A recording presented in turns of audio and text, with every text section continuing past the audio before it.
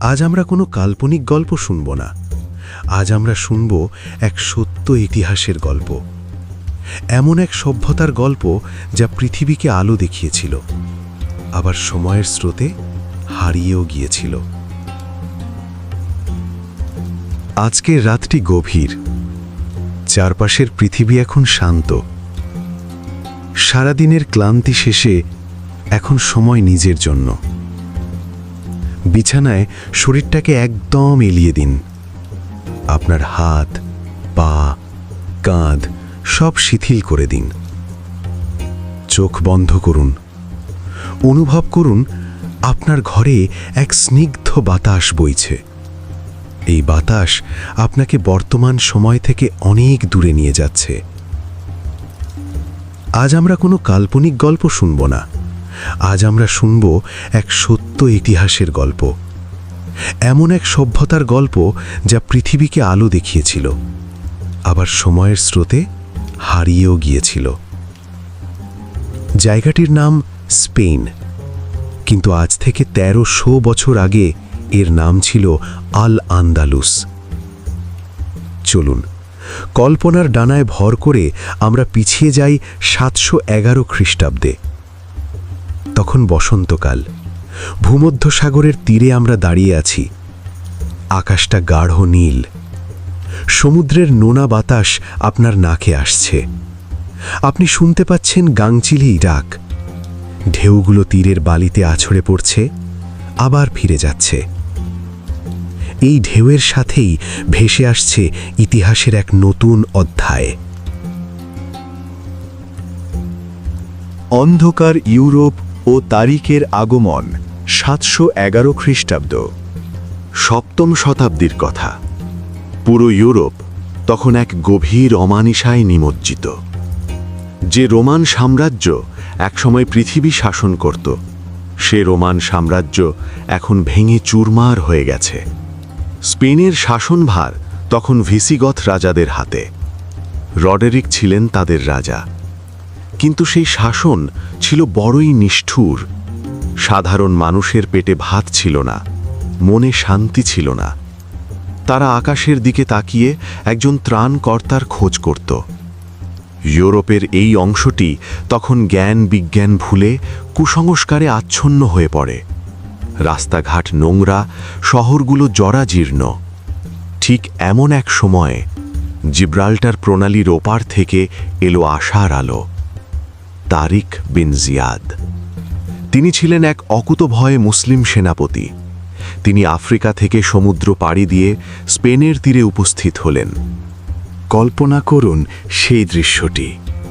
সকালের সোনা রোদ পড়েছে সমুদ্রের পানিতে। শত শত কাঠের তৈরি জাহাজ তীরের দিকে এগিয়ে আসছে। বাতাসের সাথে জাহাজের বিশাল পালগুলো পথপথ করে উঠছে। জাহাজের কাঠ ক্যাঁচ ক্যাঁচ শব্দ করছে। তারিক বিন জিয়াদ তীরে এসে নামলেন। তার সামনে বিশাল এক পাহাড়, পাথুরে, রুক্ষ কিন্তু রাজকীয়।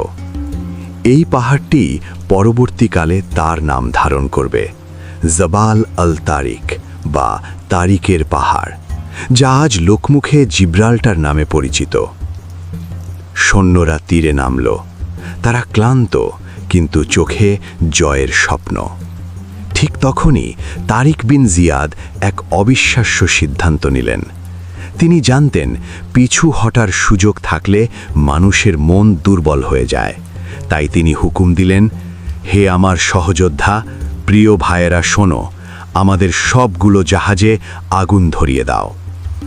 একবার ভাবুন তো, নিজেদের ফিরে যাওয়ার একমাত্র বাহন পুড়িয়ে ফেলা হচ্ছে। কতটা সাহস আর অকুত ভয় হলে এমন সিদ্ধান্ত নিতে পারে? জল জল করে আগুন জ্বলে উঠল। দাও দাও করে জ্বলছে বিশাল বিশাল সব জাহাজগুলো। আগুনের লাল শিখা আর কালো ধোঁয়া আকাশের দিকে কুণ্ডলি পাকিয়ে উঠছে। পোড়া কাঠের গন্ধ বাতাসের সাথে মিশে যাচ্ছে। সমুদ্রের নীল জল আগুনের আভায় লাল হয়ে উঠেছে। সৈন্যরা স্তম্ভিত। তারা একে অপরের মুখের দিকে তাকাচ্ছে। তারিক তখন একটি উঁচু পাথরের ওপর দাঁড়ালেন। বাতাসের শব্দ ছাপিয়ে তার গম্ভীর কণ্ঠস্বর শোনা গেল। তিনি বললেন, হে আমার সাথীরা, তোমরা পালাবে কোথায়? তোমাদের পেছনে উত্তাল সমুদ্র আর সামনে শত্রু। পালানোর সব পথ আজ বন্ধ। এখন তোমাদের সামনে একটাই পথ খোলা, আর সেটা সামনে এগিয়ে যাওয়া। তোমাদের হতে হবে ধৈর্যশীল আর বিশ্বাস রাখতে হবে আল্লাহর ওপর, কারণ বিজয় একমাত্র আল্লাহর। আমরা কেবল চেষ্টা চালাতে পারি, কিন্তু বিজয় দান করেন আল্লাহ। তাই আমরা একমাত্র আল্লাহর ওপর বিশ্বাস আর ভরসা রেখে যুদ্ধ চালিয়ে যাব। কথাগুলো শোনার সাথে সাথে সেই আগুনের উত্তাপ যেন সৈন্যদের রক্তে ছড়িয়ে গেল। তারা বুঝতে পারল এই মাটি এখন তাদের ঘর অথবা কবর, আর পিছু হটা নয়। মাত্র কয়েক হাজার সৈন্য নিয়ে তারিক বিশাল ভিসিগথ বাহিনীর মুখোমুখি হলেন। গোয়াদেলেথ নদীর তীরে সেই যুদ্ধ শুরু হলো। নদীর পানি রক্তে লাল হলো ঠিকই, কিন্তু সেই রক্তক্ষয়ী যুদ্ধের শেষে স্পেনের আকাশে উড়ল নতুন পতাকা। টোলেডো, কর্ডোবা, এভাবে একটির পর একটি শহরের দরজা খুলে গেল। সাধারণ মানুষ, ইহুদি এবং খ্রিস্টানরা মুসলিমদের স্বাগত জানালো মুক্তিদাতা হিসেবে। দীর্ঘ সময় অন্ধকারের পর স্পেনে ভোরের আলো ফুটল। অনুভব করুন যুদ্ধের পর স্পেনে নেমে আসা সেই শান্তি, সাথে 750 খ্রিস্টাব্দে কুরাইশের বাজ পাখি। স্পেনে যখন নতুন সভ্যতা গড়ে উঠছে, ঠিক তখনই হাজার মাইল দূরে মধ্যপ্রাচ্যের দামেস্কে ঘটছে এক বিয়োগান্তক, নির্মম, মর্মান্তিক কিংবা হৃদয় বিদারক ঘটনা। 750 খ্রিস্টাব্দ, মহান উমাইয়া খেলাফতের পতন ঘটেছে। আব্বাসীয়রা ক্ষমতা দখল করেছে। দামেস্কের রাজপথে বইছে রক্তের বন্যা। খুঁজে খুঁজে উমাইয়া বংশের সবাইকে হত্যা করা হচ্ছে। কিন্তু এই ধ্বংসলীলার মাঝ থেকেও অলৌকিকভাবে বেঁচে গেলেন এক তরুণ। নাম তার আব্দুর রহমান। ইতিহাস তাকে এক বিশেষ নামে চেনে, সাকার কুরাইশ বা কুরাইশের বাজ পাখি। কল্পনা করুন সেই তরুণ রাজপুত্রকে, যার জন্ম হয়েছিল মখমলের বিছানায়, যার ইশারা শোনার জন্য দাঁড়িয়ে থাকত শত শত ভৃত্য। আজ সে পথের ভিখারি। সাথে কেউ নেই, শুধু তার ছোট ভাই আর বিশ্বস্ত ভৃত্য বদর ছাড়া। তারা পালাচ্ছেন। পেছনে আব্বাসীয় গুপ্তঘাতক বাহিনী। তারা এসে পৌঁছালেন ইউফ্রেটিস নদীর তীরে। নদী তখন উত্তাল, ওপারে যাওয়ার কোনো নৌকা নেই। আব্দুর রহমান তার ভাইকে নিয়ে ঝাঁপ দিলেন নদীর হিমশীতল পানিতে। সাঁতার কাটছেন তারা, কিন্তু নদীর স্রোত বড় নিষ্ঠুর। আব্দুর রহমান ওপারে পৌঁছাতে পারলেন, কিন্তু তার চোখের সামনেই তার ছোট ভাই নদীর স্রোতে ভেসে গেল, কিংবা তীরের ওপার থেকে শত্রুরা তাকে ধরে ফেলল। ভাইয়ের মৃত্যুতে কাঁদার সময়টুকুও তার নেই। ভেজা কাপড়ে, ভাঙা হৃদয়ে তিনি জঙ্গলে মিলিয়ে গেলেন। শুরু হলো এক মহাকাব্যিক যাত্রা। তিনি একা, নিঃস্ব। সিরিয়া থেকে মিশর, মিশর থেকে মরক্কো, হাজার হাজার মাইল পথ। ভাবুন সেই দৃশ্য। উত্তর আফ্রিকার বিশাল সাহারা মরুভূমি, চারদিকে শুধু বালি আর বালি, কোথাও কোনো জনমানুষ নেই। দুপুরের প্রখর রোদে বালি আগুনের মতো তেতে ওঠে, আর রাতে বড় ভয়ানক আর নিষ্ঠুর ঠান্ডা মরুভূমির রাত। মাথার ওপর অগণিত নক্ষত্র। সেই নক্ষত্রের দিকে তাকিয়ে আব্দুর রহমান হয়তো ভাবতেন তার হারানো বাবা মায়ের কথা, তার ভাই বোনদের কথা। তার দীর্ঘশ্বাস মরুভূমির বাতাসের সাথে মিশে যেত। টানা 5 বছর। ভাবা যায়, 5টি বছর তিনি ফেরারি হয়ে ঘুরে বেড়ালেন। অবশেষে 755 খ্রিস্টাব্দে তিনি এসে পৌঁছালেন জিব্রাল্টার প্রণালীর কাছে। ওপারে স্পেন আর এটাই তার শেষ আসার স্থল। তিনি স্পেনে প্রবেশ করলেন। যে তরুণ একদিন সবকিছু হারিয়েছিলেন, তিনি আবার নিজের মেধা, প্রজ্ঞা আর সাহসের জোরে স্পেনের মাটিতে আবার নতুন করে উমাইয়া সালতানাত প্রতিষ্ঠা করলেন, আর কর্ডোবাকে বানালেন তার রাজধানী। তিনি স্পেনের মাটিতে প্রথম একটি খেজুর গাছ রোপণ করেছিলেন। মরুভূমির সেই গাছটি স্পেনের মাটিতে ছিল বেমানান। বৃদ্ধ বয়সে তিনি প্রাসাদের বারান্দায় দাঁড়িয়ে সেই গাছটির দিকে তাকিয়ে কবিতা লিখতেন। তিনি বলতেন, হে খেজুর গাছ, তুমিও আমার মতো একা, তুমিও তোমার স্বজনদের ছেড়ে বহু দূরে এই অপরিচিত মাটিতে দাঁড়িয়ে আছো। আমরা দুজনেই এই দেশে আগন্তুক। একজন মানুষের এই অদম্য লড়াই আর একাকিত্বের গল্প আমাদের শেখায়, সব হারানোর পরেও জীবন থামে না, নতুন করে শুরু করা যায়। পৃথিবীর অলংকার কর্ডোবা নগরী এবং কর্ডোবা নগরীর স্বর্ণযুগ। এবার আমরা প্রবেশ করছি এক স্বপ্নের জগতে। আব্দুর রহমানের বংশধরদের হাত ধরে স্পেন প্রবেশ করল তার স্বর্ণযুগে। 10ম শতাব্দী, খলিফা তৃতীয় আব্দুর রহমান এবং তার পুত্র আল হাকামের আমল। আসুন, কল্পনায় আমরা কর্ডোবা বা কুর্তুবা নগরীতে হাঁটি। তখন রাত হয়েছে।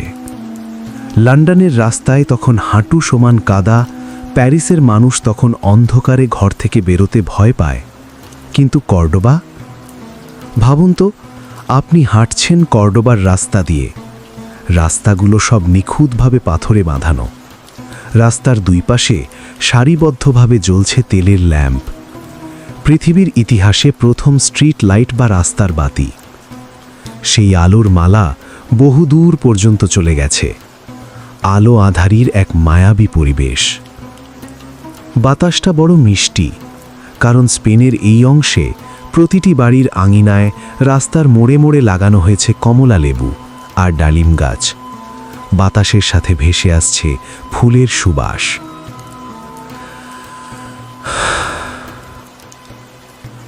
কানে আসছে পানির শব্দ, ঝিরঝির করে পানি পড়ছে।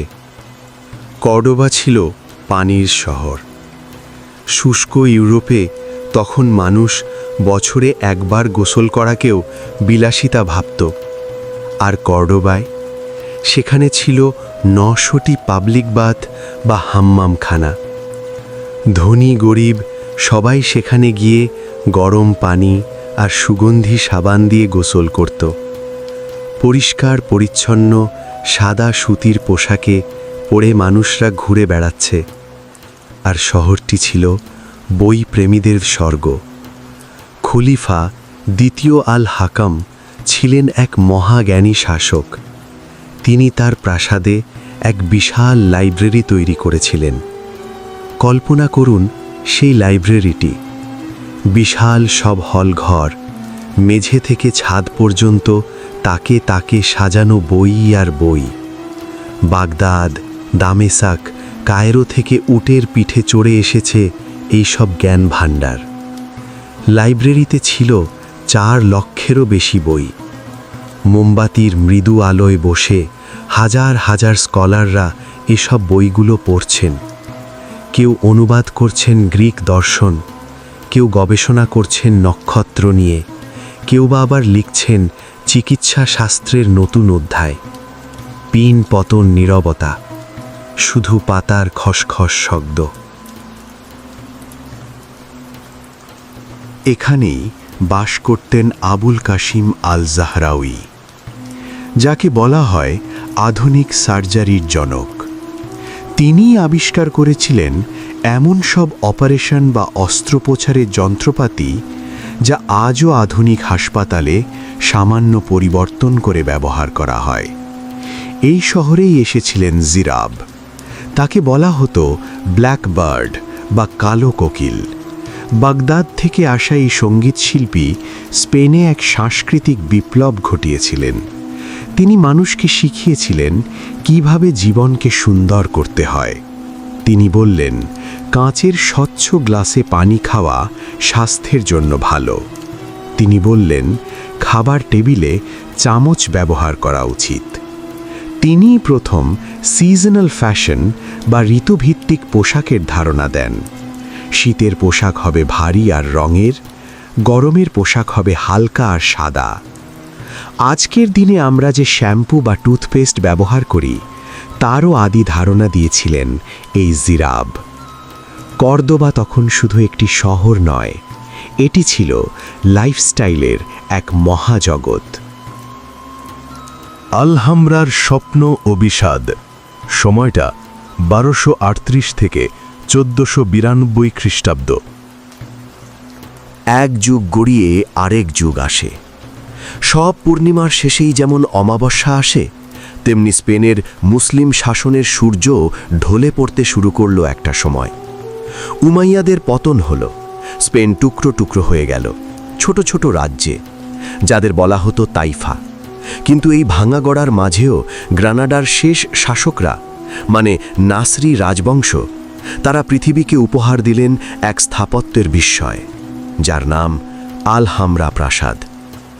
চলুন আমরা আলহামরার ভেতরে প্রবেশ করি। এটি মূলত কোনো সাধারণ রাজপ্রাসাদ নয়, এটি একটি কবিতা যা পাথর দিয়ে লেখা হয়েছে।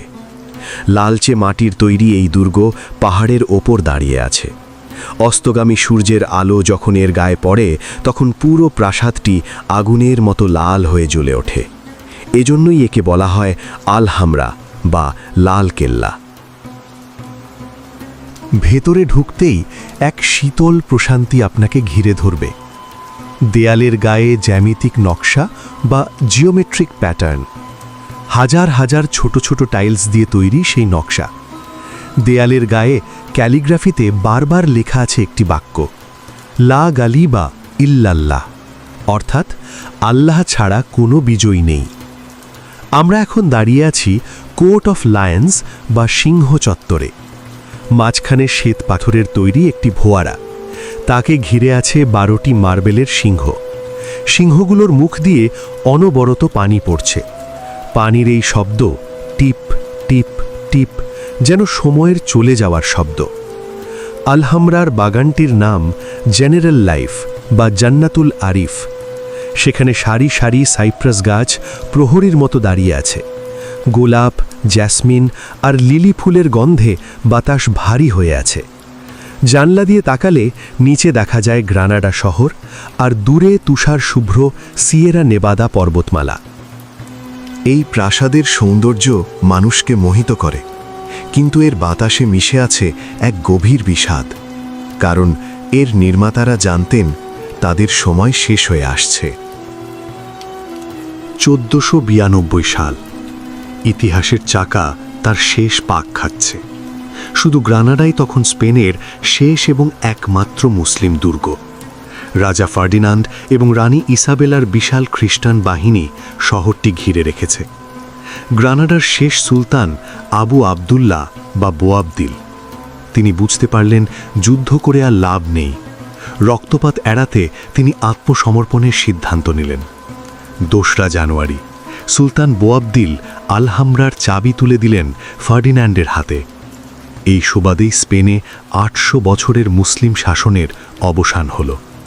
সুলতান তার পরিবার নিয়ে চিরদিনের জন্য তার প্রিয় জন্মভূমি ছেড়ে চলে যাচ্ছেন। পাহাড়ের আঁকাবাঁকা পথ বেয়ে ঘোড়া চলছে। একটি উঁচু টিলায় পৌঁছে তিনি ঘোড়া থামালেন। শেষবারের মতো ফিরে তাকালেন তার প্রিয় আলহামরার দিকে। বিকেলের সোনা রোদে আলহামরা তখনও জল করছে। বোয়াবদিল মনে পড়ে গেল তার শৈশবের কথা, সেই বাগানে দৌড়াদৌড়ি করার কথা। তার আর সহ্য হল না। তার চোখ দিয়ে অঝরে জল গড়িয়ে পড়ল। তার মা আয়েশা পাশে ছিলেন। তিনি কঠিন স্বরে বললেন, তুমি আজ নারীর মতো কাঁদছ, কারণ তুমি পুরুষের মতো তোমার রাজ্য রক্ষা করতে পারোনি। ইতিহাস সেই জায়গার নাম দিয়েছে দ্য মুরস লাস্ট সাই বা মুরের শেষ দীর্ঘশ্বাস। কিন্তু সেই কান্না কি শুধুই একজন সুলতানের ছিল? না, তা ছিল এক হারিয়ে যাওয়া সভ্যতার কান্না। জ্ঞান, বিজ্ঞান, স্থাপত্য আর সংস্কৃতির যে শিখর তারা স্পর্শ করেছিল তা আজ কেবলই স্মৃতি। সূর্য ডুবে গেল, আল আন্দালুস হারিয়ে গেল অন্ধকারের অতলে, কিন্তু রেখে গেল তার স্থাপত্য, তার লাইব্রেরি আর তার হারানো দিনের স্মৃতি। আজও যদি আপনি স্পেনে যান, বাতাসের কানে কান পাতলে শুনতে পাবেন সেই দীর্ঘশ্বাস। আজকের এই দীর্ঘ ভ্রমণের পর আমরা এখন ক্লান্ত। ইতিহাসের সেই যুদ্ধ, সেই জয় পরাজয় সব এখন শান্ত।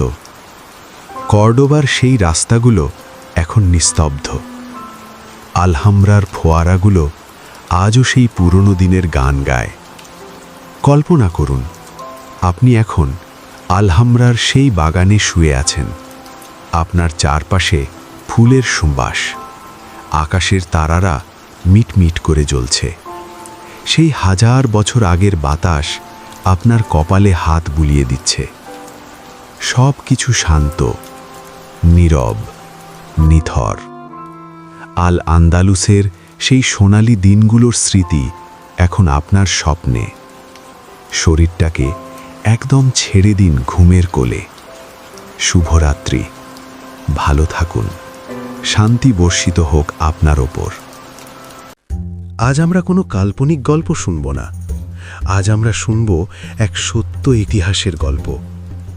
এমন এক সভ্যতার গল্প যা পৃথিবীকে আলো দেখিয়েছিল, আবার সময়ের স্রোতে হারিয়েও গিয়েছিল। আজকের রাতটি গভীর, চারপাশের পৃথিবী এখন শান্ত। সারাদিনের ক্লান্তি শেষে এখন সময় নিজের জন্য। বিছানায় শরীরটাকে একদম এলিয়ে দিন। আপনার হাত, পা, কাঁধ সব শিথিল করে দিন। চোখ বন্ধ করুন। অনুভব করুন আপনার ঘরে এক স্নিগ্ধ বাতাস বইছে। এই বাতাস আপনাকে বর্তমান সময় থেকে অনেক দূরে নিয়ে যাচ্ছে। আজ আমরা কোনো কাল্পনিক গল্প শুনব না, আজ আমরা শুনব এক সত্য ইতিহাসের গল্প। এমন এক সভ্যতার গল্প যা পৃথিবীকে আলো দেখিয়েছিল, আবার সময়ের স্রোতে হারিয়েও গিয়েছিল। জায়গাটির নাম স্পেন, কিন্তু আজ থেকে 1300 বছর আগে এর নাম ছিল আল আন্দালুস। চলুন, কল্পনার ডানায় ভর করে আমরা পিছিয়ে যাই 711 খ্রিস্টাব্দে। তখন বসন্তকাল, ভূমধ্যসাগরের তীরে আমরা দাঁড়িয়ে আছি। আকাশটা গাঢ় নীল, সমুদ্রের নোনা বাতাস আপনার নাকে আসছে। আপনি শুনতে পাচ্ছেন গাংচিলি ডাক। ঢেউগুলো তীরের বালিতে আছড়ে পড়ছে, আবার ফিরে যাচ্ছে। এই ঢেউয়ের সাথেই ভেসে আসছে ইতিহাসের এক নতুন অধ্যায়। অন্ধকার ইউরোপ ও তারিখের আগমন 711 খ্রিস্টাব্দ। 7ম শতাব্দীর কথা। পুরো ইউরোপ তখন এক গভীর অমানিসায় নিমজ্জিত। যে রোমান সাম্রাজ্য একসময় পৃথিবী শাসন করত, সে রোমান সাম্রাজ্য এখন ভেঙে চুরমার হয়ে গেছে। স্পেনের শাসনভার তখন ভিসিগথ রাজাদের হাতে। রডেরিক ছিলেন তাদের রাজা, কিন্তু সেই শাসন ছিল বড়ই নিষ্ঠুর। সাধারণ মানুষের পেটে ভাত ছিল না, মনে শান্তি ছিল না। তারা আকাশের দিকে তাকিয়ে একজন ত্রাণকর্তার খোঁজ করত। ইউরোপের এই অংশটি তখন জ্ঞান বিজ্ঞান ভুলে কুসংস্কারে আচ্ছন্ন হয়ে পড়ে। রাস্তাঘাট নোংরা, শহরগুলো জরাজীর্ণ। ঠিক এমন এক সময়ে জিব্রাল্টার প্রণালীর ওপার থেকে এলো আশার আলো। তারিক বিন জিয়াদ। তিনি ছিলেন এক অকুতভয় মুসলিম সেনাপতি। তিনি আফ্রিকা থেকে সমুদ্র পাড়ি দিয়ে স্পেনের তীরে উপস্থিত হলেন। কল্পনা করুন সেই দৃশ্যটি। সকালের সোনা রোদ পড়েছে সমুদ্রের পানিতে। শত শত কাঠের তৈরি জাহাজ তীরের দিকে এগিয়ে আসছে। বাতাসের সাথে জাহাজের বিশাল পালগুলো পথপথ করে উঠছে। জাহাজের কাঠ ক্যাঁচ ক্যাঁচ শব্দ করছে। তারিক বিন জিয়াদ তীরে এসে নামলেন। তার সামনে বিশাল এক পাহাড়, পাথুরে, রুক্ষ কিন্তু রাজকীয়। এই পাহাড়টি পরবর্তীকালে তার নাম ধারণ করবে, জবাল আল তারিক বা তারিকের পাহাড়, যা আজ লোকমুখে জিব্রাল্টার নামে পরিচিত। সৈন্যরা তীরে নামল। তারা ক্লান্ত, কিন্তু চোখে জয়ের স্বপ্ন। ঠিক তখনই তারিক বিন জিয়াদ এক অবিশ্বাস্য সিদ্ধান্ত নিলেন। তিনি জানতেন পিছু হটার সুযোগ থাকলে মানুষের মন দুর্বল হয়ে যায়। তাই তিনি হুকুম দিলেন, হে আমার সহযোদ্ধা, প্রিয় ভাইয়েরা, শোনো, আমাদের সবগুলো জাহাজে আগুন ধরিয়ে দাও। একবার ভাবুন তো, নিজেদের ফিরে যাওয়ার একমাত্র বাহন পুড়িয়ে ফেলা হচ্ছে। কতটা সাহস আর অকুত ভয় হলে এমন সিদ্ধান্ত নিতে পারে? জল জল করে আগুন জ্বলে উঠল। দাও দাও করে জ্বলছে বিশাল বিশাল সব জাহাজগুলো। আগুনের লাল শিখা আর কালো ধোঁয়া আকাশের দিকে কুণ্ডলি পাকিয়ে উঠছে। পোড়া কাঠের গন্ধ বাতাসের সাথে মিশে যাচ্ছে। সমুদ্রের নীল জল আগুনের আভায় লাল হয়ে উঠেছে। সৈন্যরা স্তম্ভিত। তারা একে অপরের মুখের দিকে তাকাচ্ছে। তারিক তখন একটি উঁচু পাথরের ওপর দাঁড়ালেন। বাতাসের শব্দ ছাপিয়ে তার গম্ভীর কণ্ঠস্বর শোনা গেল। তিনি বললেন, হে আমার সাথীরা, তোমরা পালাবে কোথায়? তোমাদের পেছনে উত্তাল সমুদ্র আর সামনে শত্রু। পালানোর সব পথ আজ বন্ধ। এখন তোমাদের সামনে একটাই পথ খোলা, আর সেটা সামনে এগিয়ে যাওয়া। তোমাদের হতে হবে ধৈর্যশীল আর বিশ্বাস রাখতে হবে আল্লাহর ওপর, কারণ বিজয় একমাত্র আল্লাহর। আমরা কেবল চেষ্টা চালাতে পারি, কিন্তু বিজয় দান করেন আল্লাহ। তাই আমরা একমাত্র আল্লাহর ওপর বিশ্বাস আর ভরসা রেখে যুদ্ধ চালিয়ে যাব। কথাগুলো শোনার সাথে সাথে সেই আগুনের উত্তাপ যেন সৈন্যদের রক্তে ছড়িয়ে গেল। তারা বুঝতে পারল এই মাটি এখন তাদের ঘর অথবা কবর, আর পিছু হটা নয়। মাত্র কয়েক হাজার সৈন্য নিয়ে তারিক বিশাল ভিসিগথ বাহিনীর মুখোমুখি হলেন। গোয়াদেলেথ নদীর তীরে সেই যুদ্ধ শুরু হলো। নদীর পানি রক্তে লাল হলো ঠিকই, কিন্তু সেই রক্তক্ষয়ী যুদ্ধের শেষে স্পেনের আকাশে উড়ল নতুন পতাকা। টোলেডো, কর্ডোবা, এভাবে একটির পর একটি শহরের দরজা খুলে গেল। সাধারণ মানুষ, ইহুদি এবং খ্রিস্টানরা মুসলিমদের স্বাগত জানালো মুক্তিদাতা হিসেবে। দীর্ঘ সময় অন্ধকারের পর স্পেনে ভোরের আলো ফুটল। অনুভব করুন যুদ্ধের পর স্পেনে নেমে আসা সেই শান্তি, সাথে 750 খ্রিস্টাব্দে কুরাইশের বাজ পাখি। স্পেনে যখন নতুন সভ্যতা গড়ে উঠছে, ঠিক তখনই হাজার মাইল দূরে মধ্যপ্রাচ্যের দামেস্কে ঘটছে এক বিয়োগান্তক, নির্মম, মর্মান্তিক কিংবা হৃদয় বিদারক ঘটনা। 750 খ্রিস্টাব্দ, মহান উমাইয়া খেলাফতের পতন ঘটেছে। আব্বাসীয়রা ক্ষমতা দখল করেছে। দামেস্কের রাজপথে বইছে রক্তের বন্যা। খুঁজে খুঁজে উমাইয়া বংশের সবাইকে হত্যা করা হচ্ছে। কিন্তু এই ধ্বংসলীলার মাঝ থেকেও অলৌকিকভাবে বেঁচে গেলেন এক তরুণ। নাম তার আব্দুর রহমান। ইতিহাস তাকে এক বিশেষ নামে চেনে, সাকার কুরাইশ বা কুরাইশের বাজ পাখি। কল্পনা করুন সেই তরুণ রাজপুত্রকে, যার জন্ম হয়েছিল মখমলের বিছানায়, যার ইশারা শোনার জন্য দাঁড়িয়ে থাকত শত শত ভৃত্য। আজ সে পথের ভিখারি। সাথে কেউ নেই, শুধু তার ছোট ভাই আর বিশ্বস্ত ভৃত্য বদর ছাড়া। তারা পালাচ্ছেন।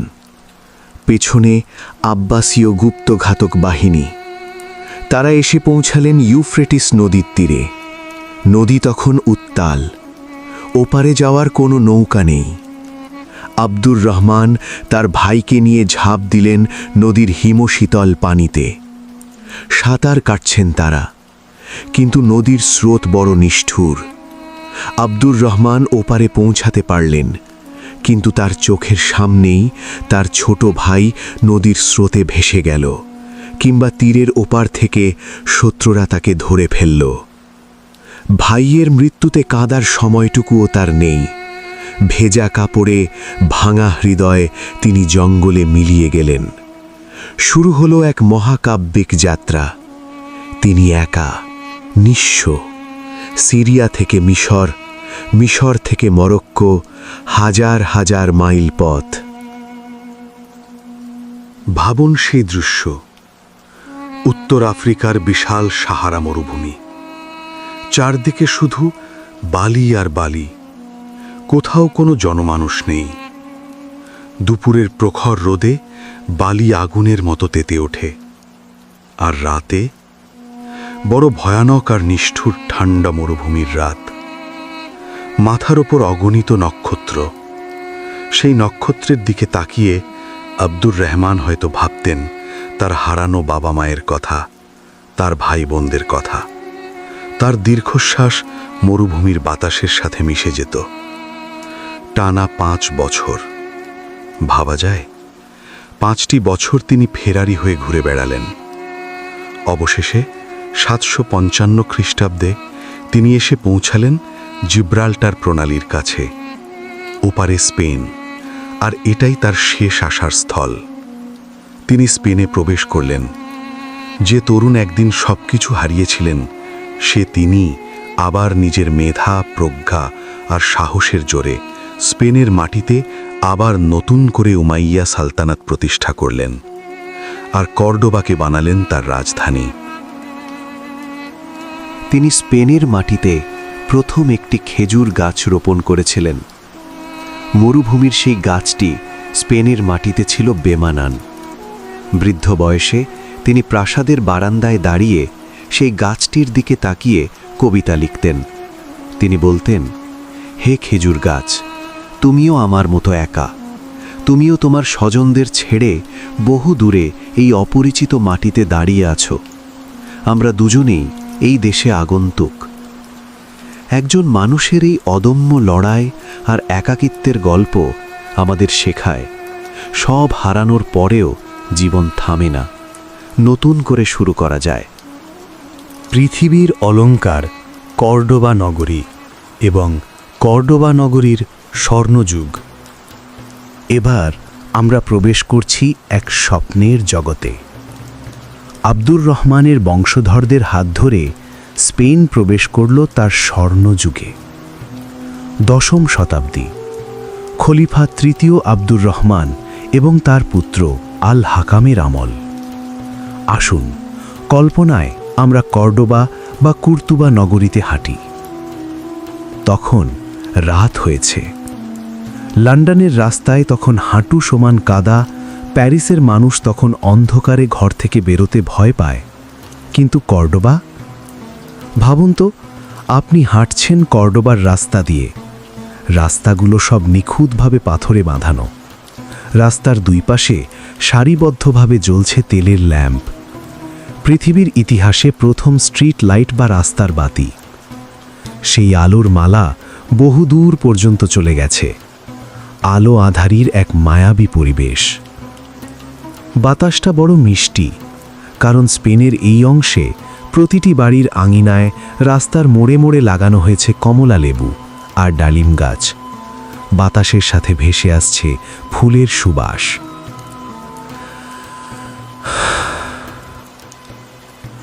কানে আসছে পানির শব্দ, ঝিরঝির করে পানি পড়ছে। কর্ডোবা ছিল পানির শহর। শুষ্ক ইউরোপে তখন মানুষ বছরে একবার গোসল করাকেও বিলাসিতা ভাবত, আর কর্ডোবায় সেখানে ছিল 900টি পাবলিক বাথ বা হাম্মামখানা। ধনী গরিব সবাই সেখানে গিয়ে গরম পানি আর সুগন্ধি সাবান দিয়ে গোসল করত। পরিষ্কার পরিচ্ছন্ন সাদা সুতির পোশাকে পরে মানুষরা ঘুরে বেড়াচ্ছে। আর শহরটি ছিল বই প্রেমীদের স্বর্গ। খলিফা দ্বিতীয় আল হাকাম ছিলেন এক মহাজ্ঞানী শাসক। তিনি তার প্রাসাদে এক বিশাল লাইব্রেরি তৈরি করেছিলেন। কল্পনা করুন সেই লাইব্রেরিটি, বিশাল সব হলঘর, মেঝে থেকে ছাদ পর্যন্ত তাকে তাকে সাজানো বই আর বই। বাগদাদ, দামেসাক, কায়রো থেকে উটের পিঠে চড়ে এসেছে এই সব জ্ঞান ভাণ্ডার। লাইব্রেরিতে ছিল 4 লক্ষেরও বেশি বই। মোমবাতির মৃদু আলোয় বসে হাজার হাজার স্কলাররা এসব বইগুলো পড়ছেন।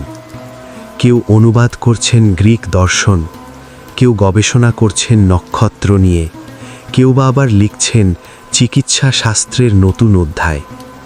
পিন পতন নীরবতা, শুধু পাতার খসখস শব্দ। এখানেই বাস করতেন আবুল কাশিম আল জাহরাউই, যাকে বলা হয় আধুনিক সার্জারির জনক। তিনি আবিষ্কার করেছিলেন এমন সব অপারেশন বা অস্ত্রোপচারের যন্ত্রপাতি যা আজও আধুনিক হাসপাতালে সামান্য পরিবর্তন করে ব্যবহার করা হয়।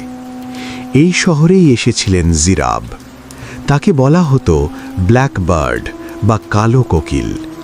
বাগদাদ থেকে আসা এই সঙ্গীতশিল্পী স্পেনে এক সাংস্কৃতিক বিপ্লব ঘটিয়েছিলেন। তিনি মানুষকে শিখিয়েছিলেন কিভাবে জীবনকে সুন্দর করতে হয়। তিনি বললেন, কাঁচের স্বচ্ছ গ্লাসে পানি খাওয়া স্বাস্থ্যের জন্য ভালো।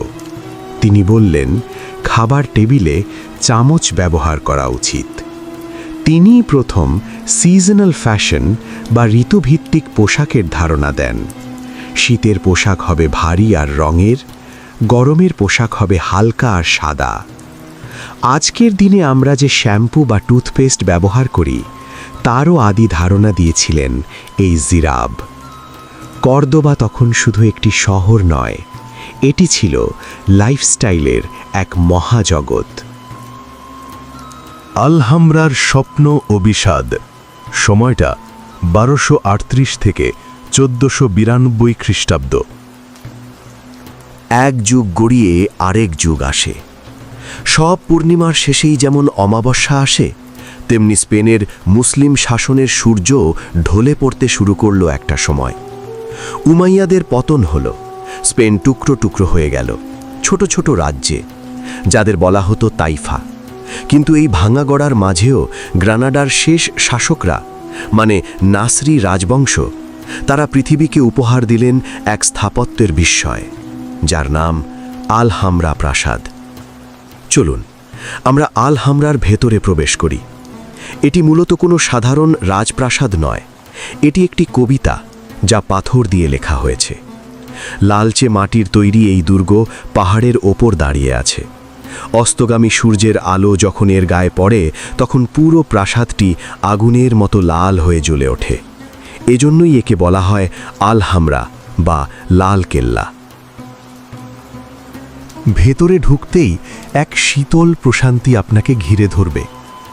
দেয়ালের গায়ে জ্যামিতিক নকশা বা জিওমেট্রিক প্যাটার্ন, হাজার হাজার ছোট ছোট টাইলস দিয়ে তৈরি সেই নকশা। দেয়ালের গায়ে ক্যালিগ্রাফিতে বারবার লেখা আছে একটি বাক্য, লা গালিবা ইল্লাল্লাহ, অর্থাৎ আল্লাহ ছাড়া কোনো বিজয়ী নেই। আমরা এখন দাঁড়িয়ে আছি কোর্ট অফ লায়ন্স বা সিংহ চত্বরে। মাঝখানে শ্বেত পাথরের তৈরি একটি ফোয়ারা, তাকে ঘিরে আছে 12টি মার্বেলের সিংহ। সিংহগুলোর মুখ দিয়ে অনবরত পানি পড়ছে। পানির এই শব্দ টিপ টিপ টিপ, যেন সময়ের চলে যাওয়ার শব্দ। আলহামরার বাগানটির নাম জেনারেল লাইফ বা জান্নাতুল আরিফ। সেখানে সারি সারি সাইপ্রাস গাছ প্রহরীর মতো দাঁড়িয়ে আছে। গোলাপ, জ্যাসমিন আর লিলি ফুলের গন্ধে বাতাস ভারী হয়ে আছে। জানলা দিয়ে তাকালে নিচে দেখা যায় গ্রানাডা শহর আর দূরে তুষার শুভ্র সিয়েরা নেভাদা পর্বতমালা। এই প্রাসাদের সৌন্দর্য মানুষকে মোহিত করে, কিন্তু এর বাতাসে মিশে আছে এক গভীর বিষাদ। কারণ এর নির্মাতারা জানতেন তাদের সময় শেষ হয়ে আসছে। 1492 সাল, ইতিহাসের চাকা তার শেষ পাক খাচ্ছে। শুধু গ্রানাডাই তখন স্পেনের শেষ এবং একমাত্র মুসলিম দুর্গ। রাজা ফার্ডিনান্ড এবং রানী ইসাবেলার বিশাল খ্রিস্টান বাহিনী শহরটি ঘিরে রেখেছে। গ্রানাডার শেষ সুলতান আবু আবদুল্লাহ বা বোয়াবদিল। তিনি বুঝতে পারলেন যুদ্ধ করে আর লাভ নেই। রক্তপাত এড়াতে তিনি আত্মসমর্পণের সিদ্ধান্ত নিলেন। 2রা জানুয়ারি সুলতান বোয়াবদিল আলহামরার চাবি তুলে দিলেন ফার্ডিন্যান্ডের হাতে। এই সুবাদেই স্পেনে 800 বছরের মুসলিম শাসনের অবসান হল। সুলতান তার পরিবার নিয়ে চিরদিনের জন্য তার প্রিয় জন্মভূমি ছেড়ে চলে যাচ্ছেন। পাহাড়ের আঁকাবাঁকা পথ বেয়ে ঘোড়া চলছে। একটি উঁচু টিলায় পৌঁছে তিনি ঘোড়া থামালেন। শেষবারের মতো ফিরে তাকালেন তার প্রিয় আলহামরার দিকে।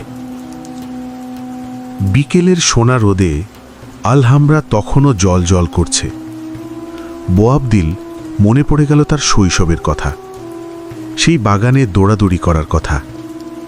তার আর সহ্য হল না। তার চোখ দিয়ে অঝরে জল গড়িয়ে পড়ল। তার মা আয়েশা পাশে ছিলেন। তিনি কঠিন স্বরে বললেন, তুমি আজ নারীর মতো কাঁদছ, কারণ তুমি পুরুষের মতো তোমার রাজ্য রক্ষা করতে পারোনি। ইতিহাস সেই জায়গার নাম দিয়েছে দ্য মুরস লাস্ট সাই, বা মুরের শেষ দীর্ঘশ্বাস। কিন্তু সেই কান্না কি শুধুই একজন সুলতানের ছিল? না, তা ছিল এক হারিয়ে যাওয়া সভ্যতার কান্না। জ্ঞান, বিজ্ঞান, স্থাপত্য আর সংস্কৃতির যে শিখর তারা স্পর্শ করেছিল, তা আজ কেবলই স্মৃতি। সূর্য ডুবে গেল। আল-আন্দালুস হারিয়ে গেল অন্ধকারের অতলে। কিন্তু রেখে গেল তার স্থাপত্য, তার লাইব্রেরি আর তার হারানো দিনের স্মৃতি।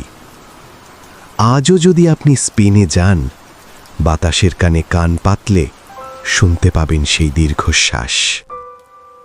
আজকের এই দীর্ঘ ভ্রমণের পর আমরা এখন ক্লান্ত। ইতিহাসের সেই যুদ্ধ, সেই জয় পরাজয় সব এখন শান্ত। কর্ডোবার সেই রাস্তাগুলো এখন নিস্তব্ধ। আলহামরার ফোয়ারাগুলো আজও সেই পুরনো দিনের গান গায়। কল্পনা করুন, আপনি এখন আলহামরার সেই বাগানে শুয়ে আছেন। আপনার চারপাশে ফুলের সুবাস, আকাশের তারারা মিটমিট করে জ্বলছে। সেই 1000 বছর আগের বাতাস আপনার কপালে হাত বুলিয়ে দিচ্ছে। সব কিছু শান্ত, নীরব, নিথর। আল আন্দালুসের সেই সোনালি দিনগুলোর স্মৃতি এখন আপনার স্বপ্নে। শরীরটাকে একদম ছেড়ে দিন ঘুমের কোলে। শুভরাত্রি, ভালো থাকুন, শান্তি বর্ষিত হোক আপনার ওপর। আজ আমরা কোনো কাল্পনিক গল্প শুনব না। আজ আমরা শুনব এক সত্য ইতিহাসের গল্প, এমন এক সভ্যতার গল্প যা পৃথিবীকে আলো দেখিয়েছিল, আবার সময়ের স্রোতে হারিয়েও গিয়েছিল। আজকের রাতটি গভীর। চারপাশের পৃথিবী এখন শান্ত। সারাদিনের ক্লান্তি শেষে এখন সময় নিজের জন্য। বিছানায় শরীরটাকে একদম এলিয়ে দিন। আপনার হাত, পা, কাঁধ সব শিথিল করে দিন। চোখ বন্ধ করুন।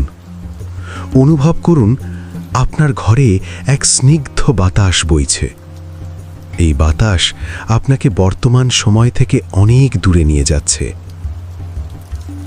আজ আমরা কোনো কাল্পনিক গল্প শুনব না। আজ আমরা শুনব এক সত্য ইতিহাসের গল্প, এমন এক সভ্যতার গল্প যা পৃথিবীকে আলো দেখিয়েছিল, আবার সময়ের স্রোতে হারিয়েও গিয়েছিল। জায়গাটির নাম স্পেন, কিন্তু আজ থেকে 1300 বছর আগে এর নাম ছিল আল আন্দালুস। চলুন, কল্পনার ডানায় ভর করে আমরা পিছিয়ে যাই 711 খ্রিস্টাব্দে। তখন বসন্তকাল। ভূমধ্যসাগরের তীরে আমরা দাঁড়িয়ে আছি। আকাশটা গাঢ় নীল। সমুদ্রের নোনা বাতাস আপনার নাকে আসছে। আপনি শুনতে পাচ্ছেন গাংচিলি ডাক। ঢেউগুলো তীরের বালিতে আছড়ে পড়ছে, আবার ফিরে যাচ্ছে। এই ঢেউয়ের সাথেই ভেসে আসছে ইতিহাসের এক নতুন অধ্যায়। অন্ধকার ইউরোপ ও তারিখের আগমন 711 খ্রিস্টাব্দ। সপ্তম শতাব্দীর কথা। পুরো ইউরোপ তখন এক গভীর অমানিসায় নিমজ্জিত। যে রোমান সাম্রাজ্য একসময় পৃথিবী শাসন করত, সে রোমান সাম্রাজ্য এখন ভেঙে চুরমার হয়ে গেছে। স্পেনের শাসনভার তখন ভিসিগথ রাজাদের হাতে। রডেরিক ছিলেন তাদের রাজা, কিন্তু সেই শাসন ছিল বড়ই নিষ্ঠুর। সাধারণ মানুষের পেটে ভাত ছিল না, মনে শান্তি ছিল না। তারা আকাশের দিকে তাকিয়ে একজন ত্রাণকর্তার খোঁজ করত। ইউরোপের এই অংশটি তখন জ্ঞান বিজ্ঞান ভুলে কুসংস্কারে আচ্ছন্ন হয়ে পড়ে। রাস্তাঘাট নোংরা, শহরগুলো জরাজীর্ণ। ঠিক এমন এক সময়ে জিব্রাল্টার প্রণালীর ওপার থেকে এলো আশার আলো। তারিক বিন জিয়াদ। তিনি ছিলেন এক অকুতভয় মুসলিম সেনাপতি। তিনি আফ্রিকা থেকে সমুদ্র পাড়ি দিয়ে স্পেনের তীরে উপস্থিত হলেন। কল্পনা করুন সেই দৃশ্যটি। সকালের সোনা রোদ পড়েছে সমুদ্রের পানিতে। শত শত কাঠের তৈরি জাহাজ তীরের দিকে এগিয়ে আসছে। বাতাসের সাথে জাহাজের বিশাল পালগুলো পথ করে উঠছে। জাহাজের কাঠ ক্যাঁচ ক্যাঁচ শব্দ করছে। তারিক বিন জিয়াদ তীরে এসে নামলেন। তার সামনে বিশাল এক পাহাড়, পাথুরে, রুক্ষ কিন্তু রাজকীয়। এই পাহাড়টি পরবর্তীকালে তার নাম ধারণ করবে, জবাল আল তারিক বা তারিকের পাহাড়, যা আজ লোকমুখে জিব্রাল্টার নামে পরিচিত। সৈন্যরা তীরে নামল। তারা ক্লান্ত, কিন্তু চোখে জয়ের স্বপ্ন। ঠিক তখনই তারিক বিন জিয়াদ এক অবিশ্বাস্য সিদ্ধান্ত নিলেন। তিনি জানতেন পিছু হটার সুযোগ থাকলে মানুষের মন দুর্বল হয়ে যায়। তাই তিনি হুকুম দিলেন, হে আমার সহযোদ্ধা, প্রিয় ভাইয়েরা, শোনো, আমাদের সবগুলো জাহাজে আগুন ধরিয়ে দাও। একবার ভাবুন তো, নিজেদের ফিরে যাওয়ার একমাত্র বাহন পুড়িয়ে ফেলা হচ্ছে। কতটা সাহস আর অকুতভয় হলে এমন সিদ্ধান্ত নিতে পারে? জল জল করে আগুন জ্বলে উঠল। দাও দাও করে জ্বলছে বিশাল বিশাল সব জাহাজগুলো। আগুনের লাল শিখা আর কালো ধোঁয়া আকাশের দিকে কুণ্ডলি পাকিয়ে উঠছে। পোড়া কাঠের গন্ধ বাতাসের সাথে মিশে যাচ্ছে। সমুদ্রের নীল জল আগুনের আভায় লাল হয়ে উঠেছে। সৈন্যরা স্তম্ভিত। তারা একে অপরের মুখের দিকে তাকাচ্ছে। তারিক তখন একটি উঁচু পাথরের ওপর দাঁড়ালেন। বাতাসের শব্দ ছাপিয়ে তার গম্ভীর কণ্ঠস্বর শোনা গেল। তিনি বললেন, হে আমার সাথীরা, তোমরা পালাবে কোথায়? তোমাদের পেছনে উত্তাল সমুদ্র আর সামনে শত্রু। পালানোর সব পথ আজ বন্ধ। এখন তোমাদের সামনে একটাই পথ খোলা, আর সেটা সামনে এগিয়ে যাওয়া। তোমাদের হতে হবে ধৈর্যশীল আর বিশ্বাস রাখতে হবে আল্লাহর ওপর, কারণ বিজয় একমাত্র আল্লাহর। আমরা কেবল চেষ্টা চালাতে পারি, কিন্তু বিজয় দান করেন আল্লাহ। তাই আমরা একমাত্র আল্লাহর ওপর বিশ্বাস আর ভরসা রেখে যুদ্ধ চালিয়ে যাব। কথাগুলো শোনার সাথে সাথে সেই আগুনের উত্তাপ যেন সৈন্যদের রক্তে ছড়িয়ে গেল। তারা বুঝতে পারল এই মাটি এখন তাদের ঘর অথবা কবর, আর পিছু হটা নয়। মাত্র কয়েক হাজার সৈন্য নিয়ে তারিক বিশাল ভিসিগথ বাহিনীর মুখোমুখি হলেন। গোয়াদেলেথ নদীর তীরে সেই যুদ্ধ শুরু হলো। নদীর পানি রক্তে লাল হলো ঠিকই, কিন্তু সেই রক্তক্ষয়ী যুদ্ধের শেষে স্পেনের আকাশে উড়ল নতুন পতাকা। টোলেডো, কর্ডোবা, এভাবে একটির পর একটি শহরের দরজা খুলে গেল। সাধারণ মানুষ, ইহুদি এবং খ্রিস্টানরা মুসলিমদের স্বাগত জানালো মুক্তিদাতা হিসেবে। দীর্ঘ সময় অন্ধকারের পর স্পেনে ভোরের আলো ফুটল। অনুভব করুন যুদ্ধের পর স্পেনে নেমে আসা সেই শান্তি, সাথে 750 খ্রিস্টাব্দে কুরাইশের বাজ পাখি। স্পেনে যখন নতুন সভ্যতা গড়ে উঠছে, ঠিক তখনই হাজার মাইল দূরে মধ্যপ্রাচ্যের দামেস্কে ঘটছে এক বিয়োগান্তক, নির্মম, মর্মান্তিক কিংবা হৃদয় বিদারক ঘটনা। 750 খ্রিস্টাব্দ। মহান উমাইয়া খেলাফতের পতন ঘটেছে। আব্বাসীয়রা ক্ষমতা দখল করেছে। দামেস্কের রাজপথে বইছে রক্তের বন্যা। খুঁজে খুঁজে উমাইয়া বংশের সবাইকে হত্যা করা হচ্ছে। কিন্তু এই ধ্বংসলীলার মাঝ থেকেও অলৌকিকভাবে বেঁচে গেলেন এক তরুণ। নাম তার আব্দুর রহমান। ইতিহাস তাকে এক বিশেষ নামে চেনে, সাকার কুরাইশ বা কুরাইশের বাজ পাখি। কল্পনা করুন সেই তরুণ রাজপুত্রকে, যার জন্ম হয়েছিল মখমলের বিছানায়, যার ইশারা শোনার জন্য দাঁড়িয়ে থাকত শত শত ভৃত্য। আজ সে পথের ভিখারি। সাথে কেউ নেই, শুধু তার ছোট ভাই আর বিশ্বস্ত ভৃত্য বদর ছাড়া। তারা পালাচ্ছেন। পেছনে আব্বাসীয় গুপ্তঘাতক বাহিনী। তারা এসে পৌঁছালেন ইউফ্রেটিস নদীর তীরে। নদী তখন উত্তাল, ওপারে যাওয়ার কোনো নৌকা নেই। আব্দুর রহমান তার ভাইকে নিয়ে ঝাঁপ দিলেন নদীর হিমশীতল পানিতে। সাঁতার কাটছেন তারা, কিন্তু নদীর স্রোত বড় নিষ্ঠুর। আব্দুর রহমান ওপারে পৌঁছাতে পারলেন, কিন্তু তার চোখের সামনেই তার ছোট ভাই নদীর স্রোতে ভেসে গেল, কিংবা তীরের ওপার থেকে শত্রুরা তাকে ধরে ফেলল। ভাইয়ের মৃত্যুতে কাঁদার সময়টুকুও তার নেই। ভেজা কাপড়ে ভাঙা হৃদয়ে তিনি জঙ্গলে মিলিয়ে গেলেন। শুরু হলো এক মহাকাব্যিক যাত্রা।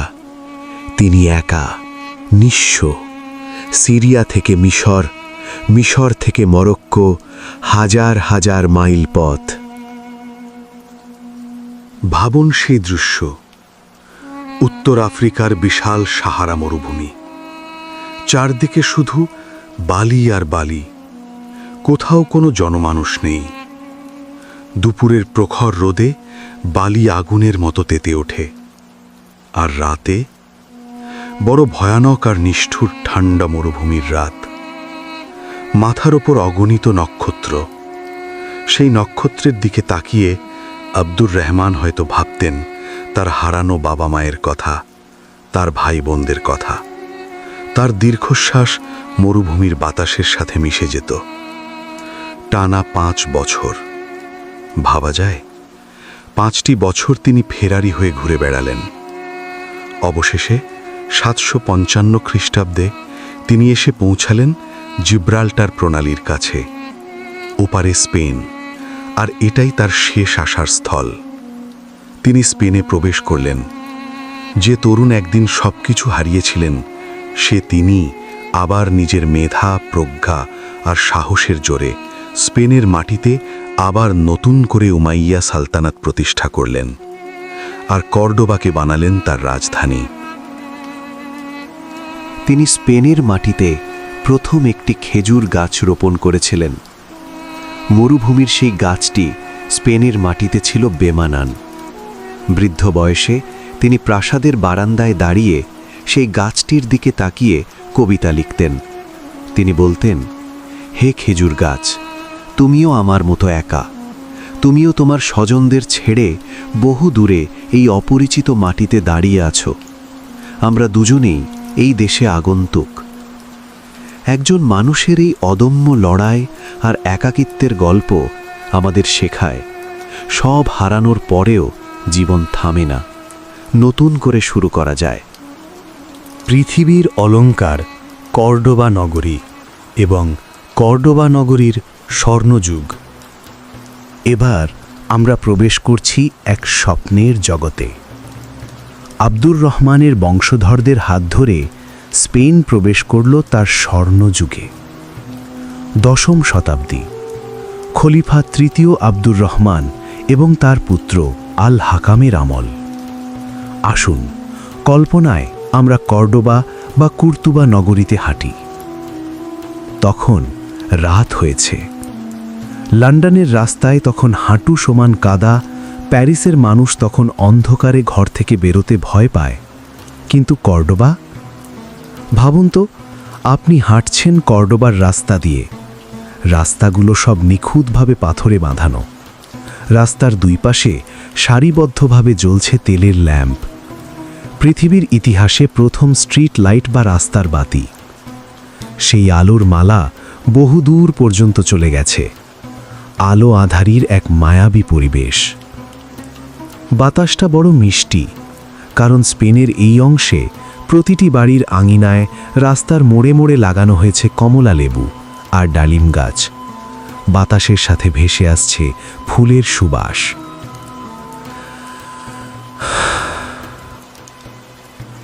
কানে আসছে পানির শব্দ, ঝিরঝির করে পানি পড়ছে।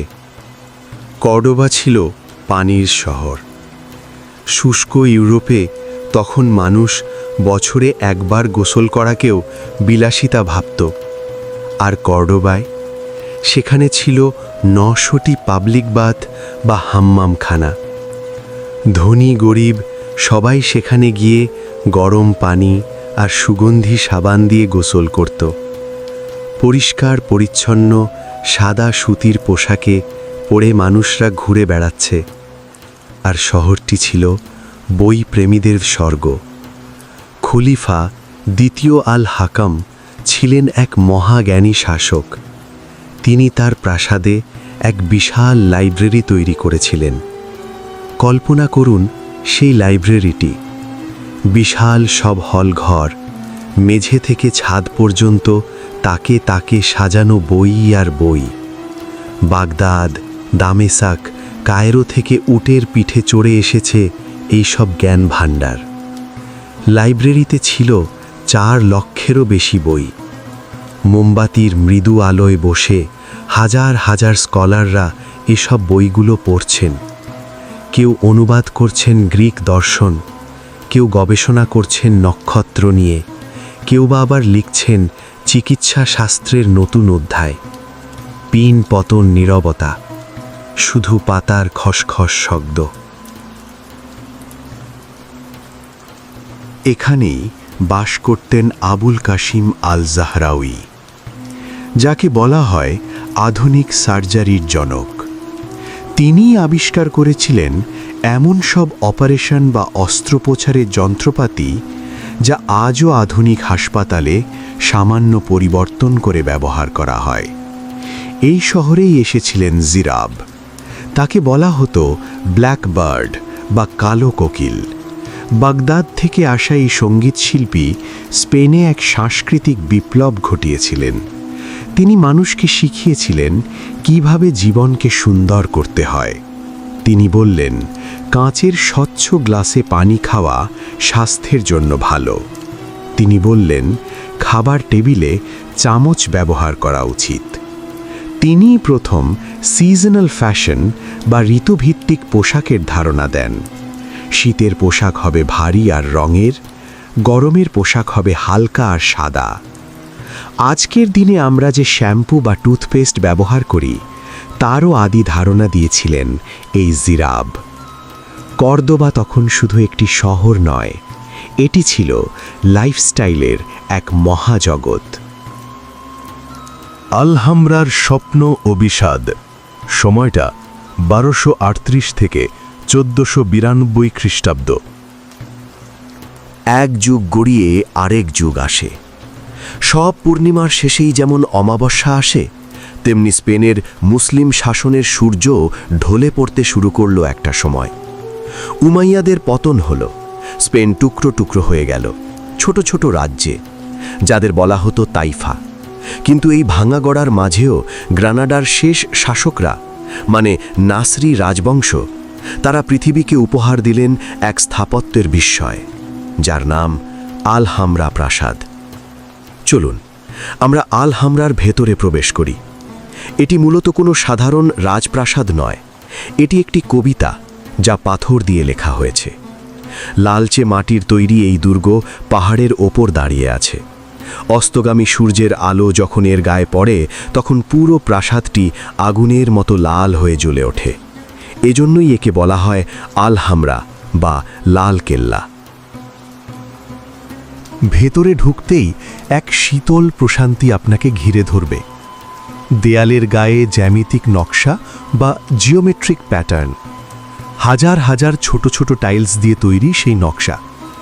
দেয়ালের গায়ে ক্যালিগ্রাফিতে বারবার লেখা আছে একটি বাক্য, লা গালিবা ইল্লাল্লাহ, অর্থাৎ আল্লাহ ছাড়া কোনো বিজয়ী নেই। আমরা এখন দাঁড়িয়ে আছি কোর্ট অফ লায়ন্স বা সিংহ চত্বরে। মাঝখানে শ্বেত পাথরের তৈরি একটি ফোয়ারা, তাকে ঘিরে আছে 12টি মার্বেলের সিংহ। সিংহগুলোর মুখ দিয়ে অনবরত পানি পড়ছে। পানির এই শব্দ টিপ টিপ টিপ, যেন সময়ের চলে যাওয়ার শব্দ। আলহামরার বাগানটির নাম জেনারেল লাইফ বা জান্নাতুল আরিফ। সেখানে সারি সারি সাইপ্রাস গাছ প্রহরীর মতো দাঁড়িয়ে আছে। গোলাপ, জ্যাসমিন আর লিলি ফুলের গন্ধে বাতাস ভারী হয়ে আছে। জানলা দিয়ে তাকালে নিচে দেখা যায় গ্রানাডা শহর আর দূরে তুষার শুভ্র সিয়েরা নেভাদা পর্বতমালা। এই প্রাসাদের সৌন্দর্য মানুষকে মোহিত করে, কিন্তু এর বাতাসে মিশে আছে এক গভীর বিষাদ, কারণ এর নির্মাতারা জানতেন তাদের সময় শেষ হয়ে আসছে।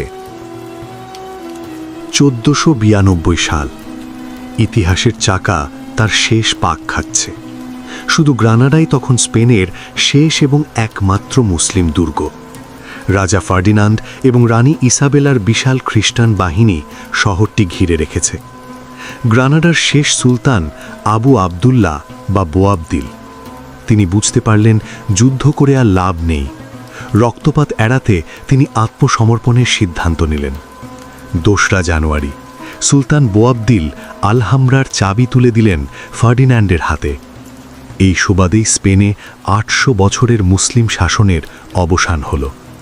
সুলতান তার পরিবার নিয়ে চিরদিনের জন্য তার প্রিয় জন্মভূমি ছেড়ে চলে যাচ্ছেন। পাহাড়ের আঁকাবাঁকা পথ বেয়ে ঘোড়া চলছে। একটি উঁচু টিলায় পৌঁছে তিনি ঘোড়া থামালেন। শেষবারের মতো ফিরে তাকালেন তার প্রিয় আলহামরার দিকে। বিকেলের সোনা রোদে আলহামরা তখনও জল করছে। বোয়াবদিল মনে পড়ে গেল তার শৈশবের কথা, সেই বাগানে দৌড়াদৌড়ি করার কথা। তার আর সহ্য হল না। তার চোখ দিয়ে অঝরে জল গড়িয়ে পড়ল। তার মা আয়েশা পাশে ছিলেন। তিনি কঠিন স্বরে বললেন, তুমি আজ নারীর মতো কাঁদছ, কারণ তুমি পুরুষের মতো তোমার রাজ্য রক্ষা করতে পারোনি। ইতিহাস সেই জায়গার নাম দিয়েছে দ্য মুরস লাস্ট সাই বা মুরের শেষ দীর্ঘশ্বাস।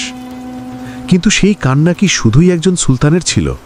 না, তা ছিল এক হারিয়ে যাওয়া সভ্যতার কান্না। জ্ঞান, বিজ্ঞান, স্থাপত্য আর সংস্কৃতির যে শিখর তারা স্পর্শ করেছিল, তা আজ কেবলই স্মৃতি। সূর্য ডুবে গেল, আল-আন্দালুস হারিয়ে গেল অন্ধকারের অতলে, কিন্তু রেখে গেল তার স্থাপত্য, তার লাইব্রেরি আর তার হারানো দিনের স্মৃতি। আজও যদি আপনি স্পেনে যান, বাতাসের কানে কান পাতলে শুনতে পাবেন সেই দীর্ঘশ্বাস। আজকের এই দীর্ঘ ভ্রমণের পর আমরা এখন ক্লান্ত। ইতিহাসের সেই যুদ্ধ, সেই জয় পরাজয় সব এখন শান্ত। কর্ডোবার সেই রাস্তাগুলো এখন নিস্তব্ধ। আলহামরার ফোয়ারাগুলো আজও সেই পুরনো দিনের গান গায়। কল্পনা করুন, আপনি এখন আলহামরার সেই বাগানে শুয়ে আছেন। আপনার চারপাশে ফুলের সুবাস, আকাশের তারারা মিটমিট করে জ্বলছে। সেই 1000 বছর আগের বাতাস আপনার কপালে হাত বুলিয়ে দিচ্ছে। সব কিছু শান্ত, নীরব, নিথর। আল আন্দালুসের সেই সোনালি দিনগুলোর স্মৃতি এখন আপনার স্বপ্নে। শরীরটাকে একদম ছেড়ে দিন ঘুমের কোলে। শুভরাত্রি, ভালো থাকুন, শান্তি বর্ষিত হোক আপনার ওপর।